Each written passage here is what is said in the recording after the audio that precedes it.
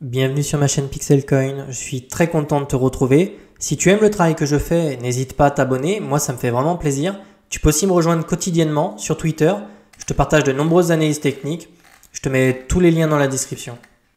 Bonjour à tous, très content de te retrouver sur ma chaîne pour une petite vidéo sur Dogecoin, mais avant toute chose, j'en profite de suite pour remercier les nouveaux abonnés qui m'ont rejoint là les derniers jours, vous êtes à peu près 300. Donc merci beaucoup, ça récompense le travail que je fais et c'est vraiment une source de motivation pour moi, pour vous partager d'autres contenus. Donc vous êtes les bienvenus sur ma chaîne.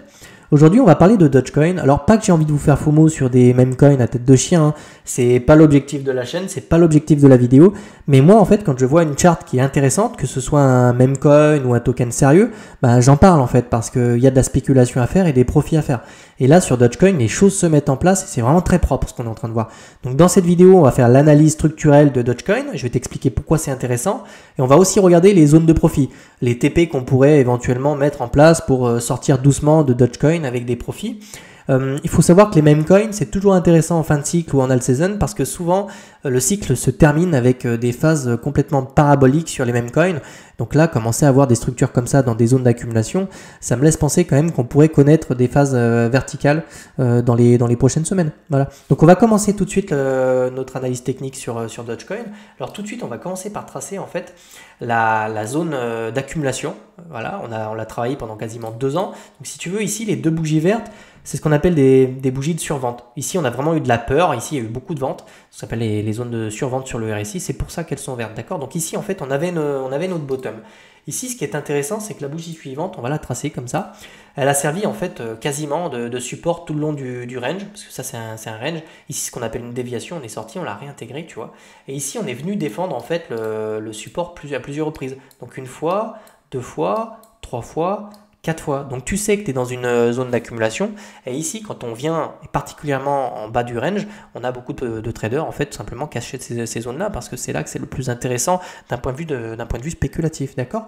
Ici, on a un petit short, tu remarqueras. Alors tu sais peut-être pas ce que c'est, mais en fait, si tu veux, c'est une espèce de retournement de tendance ici. Tu vois, on avait une espèce de petite dynamique baissière avec des sommets qui descendaient au sein de la zone d'accumulation. Et ici, tu vois, on est venu casser ce sommet-là. Donc on a retourné cette dynamique avec un petit W, tu vois, qui est une pattern en fait de continuation haussière ou de changement de dynamique, d'accord. Donc ici c'est plutôt bull en fait de voir une structure comme ça. Et ici tu remarqueras on a essayé de s'extraire de la zone d'accumulation, on a été rejeté une première fois, on est venu faire un pullback ici avec une magnifique petite structure en forme de W. Et aujourd'hui là, on est en train d'essayer de revenir s'attaquer à la phase de rejet. Alors si tu suis mes vidéos, tu sais que c'est une pattern extrêmement puissante puisqu'une fois qu'on vient s'attaquer à la phase de rejet, en fait ici on a ce qu'on appelle l'extraction et le run-up en fait. Et là derrière tu as des zones, tu as des bougies complètement verticales et c'est là que tu commences à partir sur des paraboles, etc.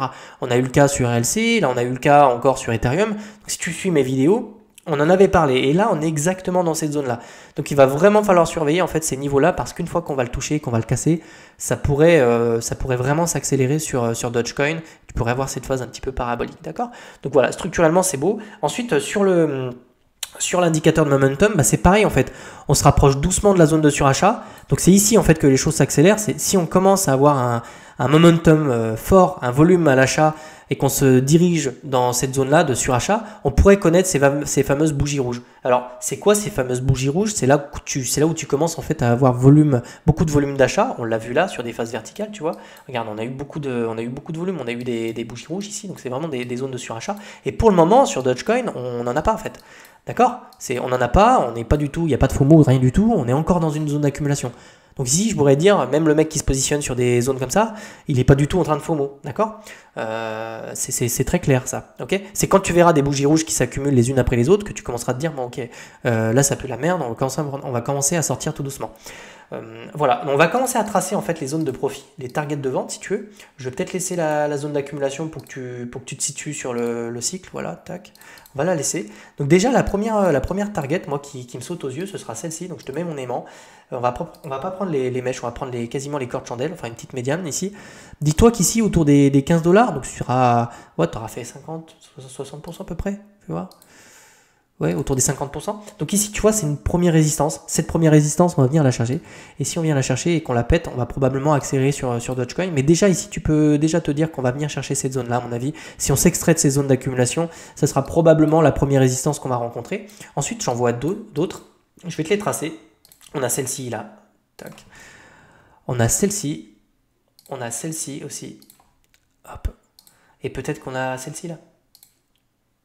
Elle n'est pas méchante celle-ci, mais je la trace quand même. Et puis ensuite, on a la zone des 0,618, donc je vais te la tracer avec le Fibo. On va prendre le bottom ici. Hop, ici s'il vous plaît. Je vais te tracer le rectangle ici. Et dans ce rectangle, c'est ce qu'on appelle une zone de short en fait. C'est ici que les traders prennent des profits. D'accord? C'est très connu. Hop.